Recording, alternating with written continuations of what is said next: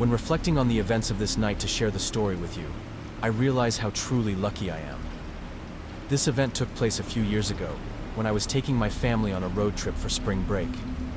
I'm a father of 2 beautiful girls and married to an amazing wife. At the time of the story, my daughters were ages 6 and 8. My wife and I decided it would be best to just drive throughout the night rather than stay somewhere for the first night of driving. In the middle of the night, I was starting to get a bit tired, so I decided to stop at the rest stop and grab some coffee and use the restroom. I figured the fresh air and stretching of the legs would be just what I needed to proceed onward. When we got to the rest stop, there was almost nobody there, which I guess wouldn't be super uncommon for the middle of the night. There was, however, an extremely old woman sitting at the counter of this 24-hour market, as well as a black car on the far side of the parking lot. I told my wife to remain in the car with the sleeping girls, and I would be right back. I walked inside and greeted the older woman with a hello, and she still continued to keep her back to me and ignore me. Weird, but I honestly didn't care. I was in the bathroom for several minutes. After I went to the bathroom, I washed my face and tried to wake myself up a little bit. When I walked out of the bathroom, my real nightmare began. There were 2 men holding up the convenience store. One of them was dressed in all black and holding some kind of blunt object, and the other was wearing a t-shirt and was covered in tattoos and what looked like blood all over the aforementioned t-shirt. He was waving a knife around, gesturing and posturing towards this poor old woman behind the counter. I didn't know what to do. This woman was in danger, but my family was outside, and I didn't want to bring any unneeded danger to them. Actually, I didn't know if they already were in danger and could be in need of help outside. Luckily, my cell phone was on me. I went into the bathroom and quietly called the authorities. The lady on the phone told me to stay on the line, and just before I could respond to her, the bathroom door busted open. I jumped up on the toilet seat and turned the call volume all the way down on my phone. I looked through the crack on the stall door, and there was the guy covered in blood. I was holding my breath, hoping he wouldn't come into the stall. I also began fearing for my family because the other man could have gone outside and noticed my family in our van. The man in the bathroom began to wash his hands and kept uttering the same line. "We got this, we got this, we got this." My instincts were telling me to jump out and attack, but my brain was telling me to just wait. This man had a knife, and if I tried attacking him, it might not end up well for me. And how could I protect my family if I was injured? After about a minute, he left the bathroom. I forgot that I was still on the line with 911, and I put my phone back in my pocket. I slowly crept out of the bathroom and didn't see the old woman at the register. All I saw was the 2 men behind the counter, stuffing what looked like cash in a bag. I saw sirens coming through the lot, and that's when I decided to book it out the door and back to my family. As I ran out the door, one of the men lunged at me with a knife, missing ever so slightly and causing me to fall to the ground. At this point, the cops were already running into the store. One of the men immediately fell to the floor and threw down his weapon, but the man covered in blood tried to run out the back. The cops were able to get him quickly and apprehend him without incident. Both men were arrested and placed in the back of patrol cars. The elderly employee was okay and apparently only suffered minor injuries. The reason why I didn't see her was because one of the guys had knocked her over the head with a blunt object, and she had fallen to the ground. I got back to my car, and thankfully my family was all right as well. My wife thought I was taking a while and was wondering why I wasn't answering my phone, but she couldn't leave the car with the kids inside alone. Also, from her vantage point, she couldn't see what was going on inside the store. As I was giving my statement to the police, I found out that when I walked in, the employee behind the counter wasn't ignoring me. She was watching the live camera feeds of the outside of the store, where the guys were pacing back and forth. I'm very grateful that neither myself nor my family were harmed during this terrifying event. We were able to continue on with our trip without any other issues, but understandably, I was shaken up for a while and certainly didn't have a clear mind for our trip. You never in a million years think something like this can happen to you. Looking back on it, it almost feels like a dream, or more of a nightmare. Anyway, I hope none of you reading this have to experience something this unsettling in your lifetimes. As we drove away from the rest stop, my wife and I didn't talk much. The girls were still asleep in the back, blissfully unaware of what had just happened. I kept replaying the events in my mind, wondering if I could have done something differently. Should I have tried to help the old woman more directly? Should I have stayed hidden longer? The questions swirled in my head, but I knew one thing for sure. I was grateful we were all safe. The rest of the trip went smoothly, but I couldn't shake the feeling of unease. Every time we stopped for gas or food, I found myself scanning the area, looking for anything out of the ordinary. My wife noticed my behavior and tried to reassure me, but I could tell she was also on edge. It's strange how one event can change your perspective so drastically. When we finally arrived at our destination, a cozy cabin in the mountains, I felt a small sense of relief. The girls were excited to explore, and their laughter helped lighten the mood. Still, I couldn't fully relax. Every noise outside the cabin made me jump, and I found myself checking the locks on the doors multiple times a night. The incident at the rest stop stayed with me long after the trip was over. I started to avoid driving at night, especially on unfamiliar roads. I also became more cautious about where we stopped during road trips, opting for well-lit, busy areas instead of secluded rest stops. It's funny how something so random can have such a lasting impact on your life. Looking back, I realize how fortunate we were. Things could have gone so much worse, but we made it through unscathed. It's a reminder that life is unpredictable, and sometimes all you can do is be grateful for the moments of peace and safety. I hope that by sharing this story, others can learn from my experience and stay vigilant, especially when traveling with loved ones. Beaches often come to mind when you think about spring break. That's probably because most people need a break from their stressful job or schoolwork and want to get away. And what better place to unwind than on the beach, with warm sand, cool breezes, and refreshing water? The scenario in my story was, unfortunately, not the relaxing getaway that I had hoped for. A couple of years ago, my boyfriend and I took a trip way down south to enjoy some much-needed relaxation. We both were extremely stressed with work and really needed a mental break from everything at the office. To be fair, most of the trip was pretty relaxing, until one night when my boyfriend and I were lying on the beach, which was weird for us. We never really went to the beach at night, as we both preferred the warm sunlight during the day. We were watching the moon reflect off the water when we saw two people walk up to us, seemingly out of nowhere. I noticed that one of them was a girl, quite pretty actually. She had wild, curly hair, and from what I could see of her eyes, they looked very dark. She was wearing a beach cover-up over her bathing suit, and she was with a guy I assumed was her significant other because she was holding his hand. He had a huge beard with long brown hair that was in a bun. He was wearing a red flannel that was unbuttoned with no shirt underneath, and just plain bathing suit shorts. They just stood there, standing over us way too close, making us uncomfortable. Both of them just staring and smiling at us. Honestly, smiling for no reason. Finally, my boyfriend, a little annoyed, said, "Excuse me, can we help you with something?" The woman, still smiling, said in a slow, soft voice, "You two are quite beautiful, you know." I was at a loss for words and just looked over to my boyfriend, and he just said, "Thanks. Can you leave us alone now?" Clearly, his annoyance was turning into anger. The woman looked at him and said in the same chipper, creepy voice, "No, thank you." Well, she still continued to smile, and her boyfriend still continued to just stand there, stiff and not moving. After a moment, another couple came over. Again, both were smiling.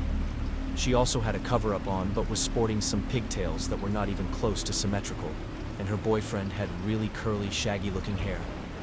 The woman standing basically on top of us averted her attention to them and said, "Look, a new couple."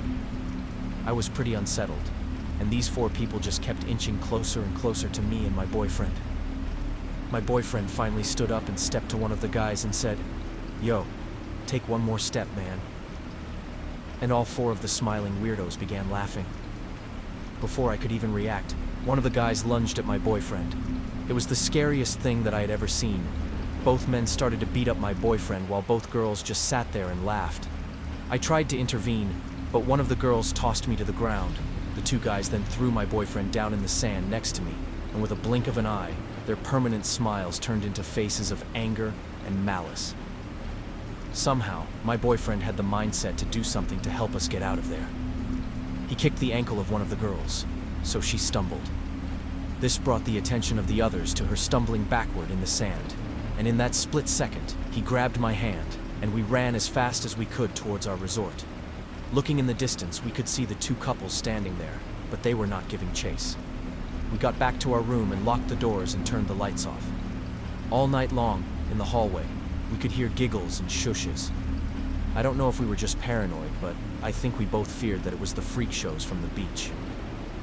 The next day, we checked out early from the hotel and left for home. We didn't want to risk running into these dangerous strangers again. We also didn't want to call the cops and file a report and all of that. As we were leaving the hotel and walking to our car, we saw the two girls on the corner of the street, waving and smiling at a car that wasn't ours. We couldn't believe it. We just peeled out and left for home, putting this experience behind us. When we got home, we decided to inform the resort of our incident, and they apologized and said they would look into the matter. But they stated that since no report was filed at the time of the incident, there was probably not much that they could do. I know some of you may not find the story particularly scary in the traditional sense, but encountering such psychotic people who would harm strangers without a second thought is, by far, the most traumatic experience of my life. Yeah, happy vacation. This pattern will continue for the remaining stories, ensuring the word count and structure remain intact. Let me know if you'd like me to proceed with the next story. Continue. Certainly, below is the continuation of the rewritten stories, maintaining the original word count and structure. I'll proceed with story 3 and split it into parts as needed. Music. Let me preface this by saying that terrible things don't just happen in the movies, but in fact, they can happen in an everyday normal life. Most people are lucky enough to go through life without any major encounters. I had an experience that I would like to share to see what people think. Was I rational in my choices? Did I overreact? What would you have done? I think hearing responses will be therapeutic and perhaps help me get past the events of this story. Last year, I attended a major university on the southeastern coast of the United States. I loved it so much, mainly because I didn't have to deal with snow or the cold weather.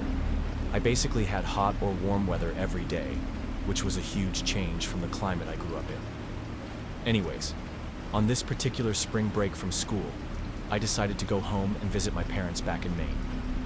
I decided that I was going to try to drive the over 20-hour drive straight through, perhaps stopping for brief naps or food along the way. At first, this seemed like an awesome idea. I could get there relatively quickly and spend most of my time at home rather than traveling. I spent most of the drive listening to music and catching up on some of my favorite podcasts. Unfortunately, the trip would take a terrible turn in Pennsylvania. I was driving through Pennsylvania shortly after midnight, and well, my eyes started to get a little heavy, and I was having a lot of trouble focusing on the road. And anybody who has driven through Pennsylvania knows that it's a hard drive, even when you have complete focus. It's always foggy and very mountainous, with many twists and turns. I decided that, at the next rest area, I would pull over and at least rest my eyes for an hour or two, just to be safe. Well, I never made it to the rest area. I dozed off for a second and lost control of my small car. I went right off the side of the road, through a guardrail, and down to a small drop-off. Miraculously, I wasn't injured too badly, but my car was destroyed, and I was completely surrounded by trees, not sure of how to get back up and onto the highway. Of course, it was pitch black outside, and the trees consumed the entire area, blocking out most of the natural starlight. I tried to remain calm and ignored the terrible pain I was experiencing to try and call and get help. One problem? I couldn't find my phone. It was in my cup holder, but after the crash, it was so dark, I couldn't find it anywhere inside or outside of my car. No luck. I didn't think I was injured badly, as previously mentioned, but I wanted to use the flashlight on my phone to make sure I didn't have any major cuts or anything. I then decided my best course of action at this point would be to see if it was possible to climb back up the slight decline that my car had fallen off of. It seemed impossible in my condition, and with the limited visibility. It just wasn't a height I could reach at the moment. And truth be told, I was lucky that I wasn't injured further after my car dropped down. Thankfully, the guardrail slowed my car down enough. Realizing that climbing, driving, or calling anybody wasn't an option, I began to yell and scream for help. But as you can imagine, it didn't work. I slouched to the side of my car and finally started to feel real emotion. I was scared and cold. And now the real fear finally started to make my eyes fill up with tears. I had no survival skills. What was I going to do until morning? Just sit in a ball in the fetal position? I decided that walking through the wooded area until I could find an area to climb, where maybe there was a slight hill instead of a drop-off where my car was, might be my best bet. Of course, now in hindsight, my best bet would have probably been to just stay put, because somebody in the morning would have noticed the accident and phoned it in. Maybe even someone passing by in the night and noticing the damage at the side of the road. As I grabbed some items from my car, I heard a noise. It sounded like ruffling tree branches and footsteps. I hid on the other side of my car, paralyzed in fear. What kind of animals did they have in Pennsylvania? My first thought was a bear or something like that. Is that how it's going to end? By a bear? However, what actually presented itself in front of me was even more shocking. It was 3 men coming out from the trees. I couldn't make out too much, but all 3 of them had huge beards, looked like their clothes were completely dirty, and were carrying hunting rifles. I wasn't sure if I should yell for help or stay hidden from those men. For some crazy reason, my instincts were telling me to stay hidden, which seems like the exact opposite thing you would do in a situation like this. One guy, who looked like the tallest of the 3, yelled out in a raspy, rugged voice, "Anyone there?" They didn't have any flashlights or anything, so I decided to quietly sneak around the other side of my car and make a run for it into the woods. As I slowly and very quietly made my way around the car, I was wrestling with the idea in my head that these people probably just wanted to help, and I was probably putting myself in more danger by running into the woods. But their demeanor and the possibility of getting shot was a chance that I didn't want to take. I was about 5 feet cleared from the car when I started to sprint, and of course, in no time at all, I brought noise and attention to myself. The same man as before caught a glimpse of me as I ran into the woods and yelled, "Hey! Hey! Get back here!" I swear I heard the loud boom of a gunshot. I didn't hear it hit a tree or anything, I just remembered hearing a loud boom. I don't know what else that could have been. I was terrified. I heard them following me from what seemed like several directions. I heard one of them yelling something about private property or restricted land, something of that nature. I just kept running and running for about an hour until I finally saw faint lights shining through the trees. It was a road that looked like it led to a small town, or at least a few stores with lights. I walked into the gas station, feeling and looking bloody, battered, and bruised. The worker inside looked baffled and disgusted. I told him, "The police, call the police." And the police showed up in no time, and my parents were notified. They were going to drive down and pick me up as soon as they could. The police insisted I go to a local hospital so my injuries could be assessed. When talking to the police, I told them everything about the 3 guys that came to the scene of the accident and chased me with weapons into the woods. The police said that they would locate my car and take a look to see if they could find anything or anyone. My car was empty. Everything had been stolen out of it. Even some of the interior car parts had been removed. Nothing else really came from this incident. I didn't have any major injuries, and my insurance took care of the car. I now live back home with my parents and attend school locally. I try not to drive at night if I don't have to. I guess I have a phobia or something now. I am thankful to be alive and well, but still have anxiety and terrible thoughts pertaining to that night. I don't know what was more damaging to my psyche, having a major accident or being chased through the woods by 3 random people. This story happened to me when I was 18 years old, in my senior year of high school. It was spring break of 2009, and my family was taking a trip to my uncle's house in Florida. They live in a small but really beautiful home in West Palm Beach, Florida. Any of you who are familiar with this area know that it's really nice, and a lot of people go there when they are reaching retirement age. My uncle was around that age and really enjoyed the community that he was living in. For as long as I can remember, we would make this trip for spring break. It was cheap and affordable for my parents, because we obviously didn't need to get a hotel, and we cooked at his house every night. So, the most expensive part of the trip was just getting down there, which wasn't too bad. Next door to my uncle lived a guy named Robert, who was basically part of the family. He was an older guy who always made terrible jokes but knew they were terrible, so he usually got a pretty good laugh anyway. My family and I enjoyed his company, especially when we would play cards. He was a great partner to have in most card games. Unfortunately, in 2009, when we went down to my uncle's house for our yearly trip, Robert was gone, and my uncle had a new next-door neighbor named Leo. When we arrived at my uncle's house, Leo was standing in his garage, pretty much just staring at our car. We waved, and he waved back. Only when he waved, he had no emotion in his face. He was pretty tall, definitely over 6 feet, and slightly overweight. He had the build of a bodybuilder who had just gotten older and was not able to keep up with the lifting. He had dark black hair that was parted, with a bit of white hair sprinkled throughout. The first few nights went great, and we had fun just visiting and enjoying the beautiful Floridian weather. I think on the third day, my brother and I were throwing the football around the yard, and we noticed Leo just staring at us again through his front window. I mean, it was harmless, just kind of weird and creepy. He was blatantly just standing there, holding the curtain back and watching us. Later that night, my brother and I sat outside on the porch, just hanging out, talking about the NBA, and enjoying the beautiful Florida night. All night long we heard strange noises coming from inside Leo's house. It sounded like metal grinding, lots of coughing, and even some faint yelps. And I kid you not when I say all night, 1 a.m., 2 a.m., even 3 a.m., all this commotion persisted. We thought it was weird, but we really didn't think anything of it. In the morning, we were eating breakfast, and there was Leo, just sitting in the open garage, looking back and forth between his garage and my uncle's house. How was he up so early? This guy literally must not sleep. He was up all night doing God knows what, making all sorts of noise. We asked our uncle if he knew anything about Leo next door, and he said he didn't really, other than good morning or a polite, how are you today? They really didn't say much to each other.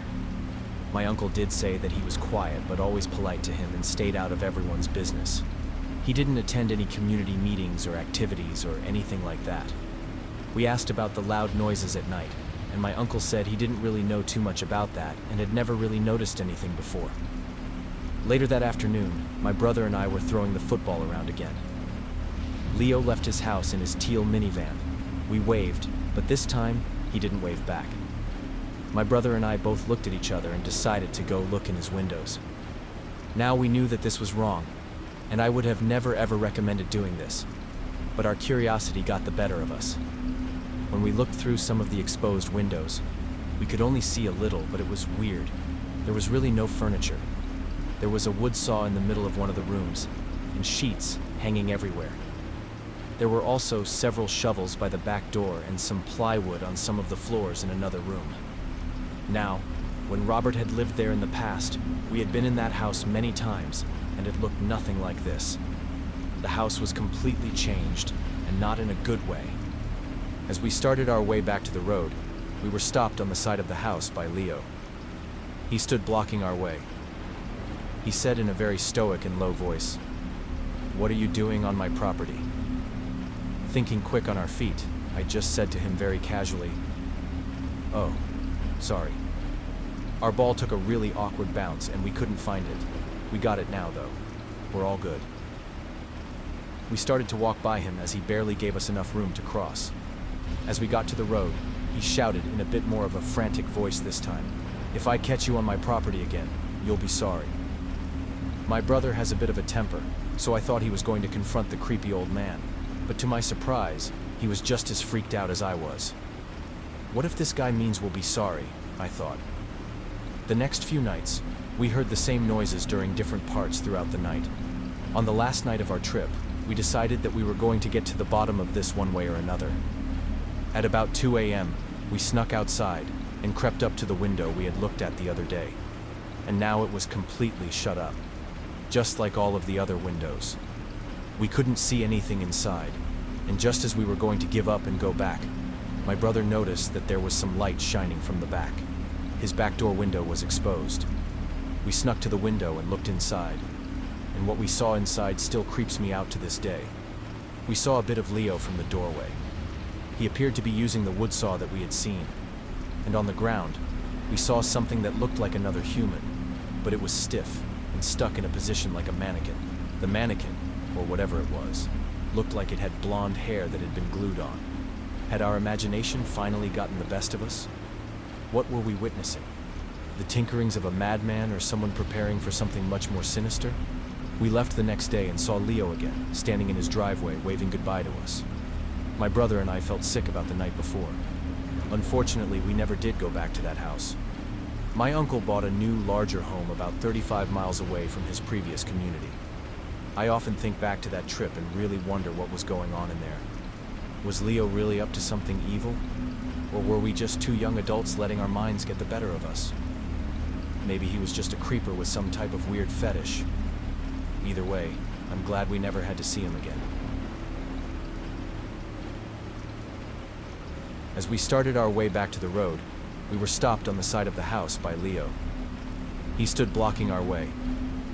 He said in a very stoic and low voice, "What are you doing on my property?"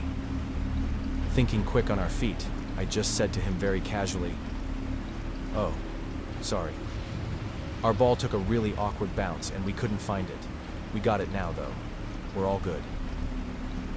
We started to walk by him as he barely gave us enough room to cross. As we got to the road, he shouted in a bit more of a frantic voice this time, "If I catch you on my property again, you'll be sorry." My brother has a bit of a temper, so I thought he was going to confront the creepy old man. But to my surprise, he was just as freaked out as I was.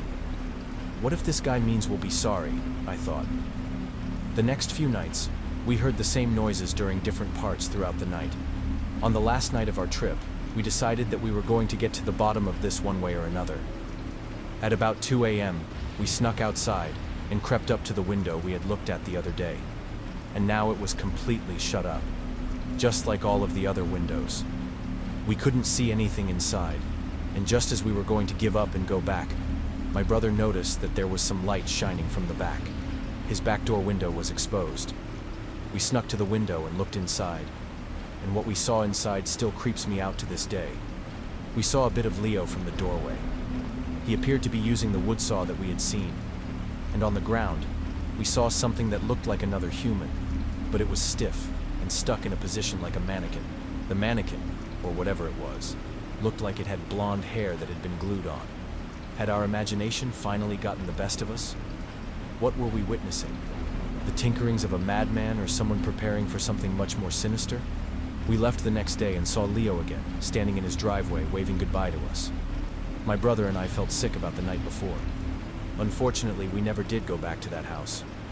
My uncle bought a new, larger home about 35 miles away from his previous community. I often think back to that trip and really wonder what was going on in there. Was Leo really up to something evil?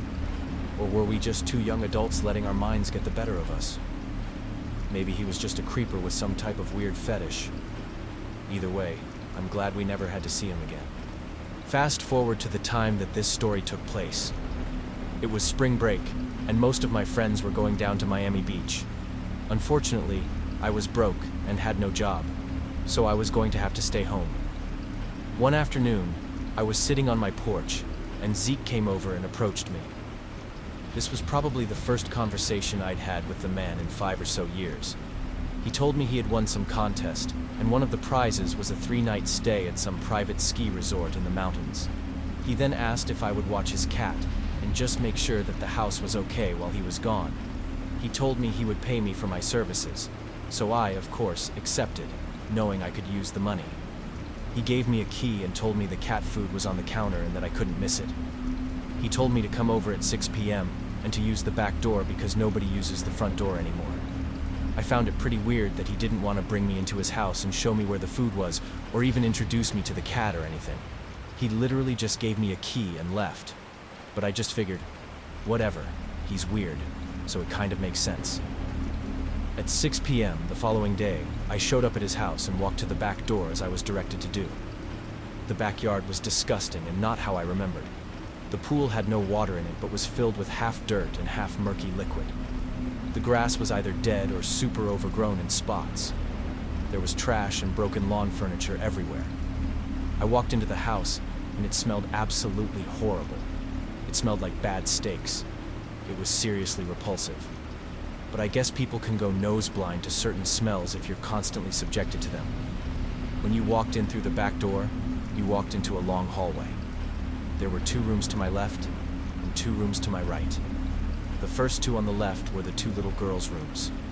It was haunting and a little sad because the rooms looked untouched. There were still toys on the floor and clothes folded on the dresser. One of the rooms had a board game on the ground that looked like it was in mid-game. The first room on the right was the master bedroom. There was a king-size bed that wasn't made but didn't look like it had been used in years. There were clothes, including what I imagine were his ex-wife's clothes, on the dresser, all folded. The second room on the right had the door closed, but a light was shining underneath the doorway. I opened the door, and it was the yellow room that I could see from my bedroom. But I could barely concentrate in the room because when I opened the door, I was almost knocked out from the smell. There was also a major chill when I opened the door. It was like opening the door and walking into a cooler or something. I shut the door and made my way to the kitchen and living room that were at the end of the hall. All I can remember thinking is that my friends were down in Miami Beach enjoying spring break, and I was in a disgusting and depressing house trying to make some extra cash. I found the cat dish and the cat food, but hadn't seen a cat yet. I poured the food into the dish and just tried to take in my surroundings. The kitchen looked like a bomb had exploded, garbage and trash everywhere. It was clear that Zeke had really given up on cleanliness, or at least pertaining to his residence. But who was I to judge? Well, as I was looking around the kitchen, I couldn't shake this weird feeling of wanting to go back and look into the yellow room. I made my way back down the hall, and actually, the smell didn't really bother me anymore, and I didn't notice the cold. Very strange, I thought. So, I opened the door and looked inside. The room was definitely strange. There was a brown wooden chair in the middle of the room that just faced the wall. The bottom of the wall had a small vent that had some burn marks on the side of it. I can't explain why, but I just stood and stared at the vent for a few minutes. I finally broke my stare and looked all around the room. There were scratch marks from the hardwood floors, and they were more prevalent over in the opposite corner of the room. My heart began to pound rapidly because I thought I could hear voices down in the basement through the vents. It was the strangest feeling that I had ever had. It was fear, but nothing like anything I had ever felt before. I started to focus on the vent again, trying to hear what these voices were saying. They sounded muffled, but they were clearly voices. Was it the radio or a TV left on in the basement? It sounded like a woman and an elderly woman, I thought. I finally broke my trance and delusion in the yellow room and wanted to investigate the basement. I made my way to the basement door, which was off of the kitchen. There was a giant pile of trash blocking the basement door. I kicked it all to the side, attempting to get to the doorknob. After some struggle, I got to the doorknob and forced the door open. Again, I was hit by a gust of cold air, even colder than previously mentioned about the house and the yellow room specifically. I could now smell the horrid smell again. And the voices, or static voices, seemed to be getting louder. I turned on the light and proceeded down the stairs and half-heartedly spoke out. "Is anyone there? Are you okay?" And there was no response. As I got further down the stairs, I realized that nobody was down there. It was empty, deserted, not even any garbage or storage, nothing in the basement. The light was clearly dim. To be honest, there was more illumination coming from the streetlights outside the basement window than there was from the light itself. With the orange glow from outside, I could see some kind of silhouette in the back of the room that I hadn't noticed before. I spoke up again in a shaking voice. "Hello? There's someone back there? Are you okay?" As I stopped speaking, the shadow, or silhouette, or person, whatever you want to call it, made a quick move towards me. I screamed and just ran away, ran back up the stairs, not looking back. As I flew up the stairs, I could swear I heard a hissing noise. I made my way to the top of the stairs and was now running down the long hallway. I could again hear the muffled voices that I had heard earlier as I was running by. As I got to the end of the hallway and approached the back door, I turned around to see if whatever was down there had followed me up the stairs. I saw the dark figure. It was very tall, and I couldn't really see a face. I turned and ran as fast as I could. I didn't even run back home. I just kept running and ran all the way to the local convenience store a few blocks away. I sat there for a few moments, trying to comprehend what it was that I had seen. Had someone broken in? Was someone living in the basement? Did I experience something paranormal? I went home and hugged both my parents and told them that I didn't want to go into that house anymore and asked if I could contact Zeke to find someone else to do it. They agreed and didn't press me any further for information. I can't explain what happened in that house, and I'm not sure what I experienced or what I saw. I still feel guilty I didn't call the cops in case there truly was a home intruder. Zeke never came back to that house. He never answered his phone. I don't know if he moved or what happened. He never contacted any of us. And to be honest, I don't think I have ever seen anyone at that house since that night. One positive thing that came from this story is that it was the turning point in my life where I started making better decisions. I started to go back to school, and I'm actually on track to graduate next year. I have a job, and I'm saving up to get my own place once school is over. Does anyone have any insight on this matter? Any answers to this mysterious occurrence? How did I hear voices in the vent? What was causing the changes in temperature and smell? And what was it that I saw? Was it human or perhaps paranormal? Spring break has always been one of my favorite times of the year. As a child, I used to go on vacation to the ocean, or sometimes even Disney World. Now, as an adult, my wife and I go on vacations together around the same time our children are out of school for spring break. For me, there is no better place than the ocean at night. The way the moonlight glows on the waves of the water and the sound of the waves crashing always give me a peace of mind. This particular year, my wife and I saved up a little extra money and rented a private house right on the ocean. It was amazing. Drinking my coffee on the ocean every morning and enjoying an alcoholic beverage every night as the moon rose was truly great. One day, I passed out on the beach for a couple of hours, only to awaken with horrible nightmares that were strange. The only thing I remember is darkness and screaming. A lot of screaming. My wife asked if I was okay, and I said, "Yeah, just a little shaken up." That night, my wife went to bed fairly early, but I couldn't sleep. I'm not sure if it was the long nap that I had taken earlier in the day, or the horrible nightmares that woke me from said nap. Either way, I wanted to clear my head, so I decided to go for a walk on the ocean. As I kept walking on the desolate beach, I approached something that appeared to be glowing in the sand. I started to approach it quickly, but with a little bit of caution. It was some sort of glowing red ball. It's kind of hard to describe, but I'll do the best I can. It didn't look like cheap plastic. It literally was a glowing red ball of light that didn't seem to have any actual shape. I stared rather intently until it flashed so bright that it knocked me down on the sand. The ball flew up in the air and shot itself out into the ocean, and as it reached the horizon, there was a huge blast of light. Within seconds, the sky looked as if though it was storming, but there was no rain. I saw all sorts of colors in the sky and lots of red flashes that I could only describe as looking like heat lightning. But these flashes were lighting up the entire sky. As I watched all the intense flashes of lights before I knew it, I blacked out completely.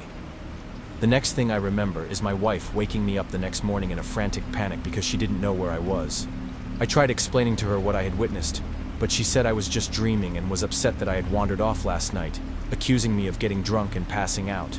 But it's important to note that I don't get drunk, and I would never just wander off and never come back. Something I can't explain happened that night. Can someone let me know what I experienced? Could it have been a vivid dream if I passed out? Has anyone else experienced something similar? Either way, I know that I don't have the same affinity for oceans and vacations as I did before this occurrence.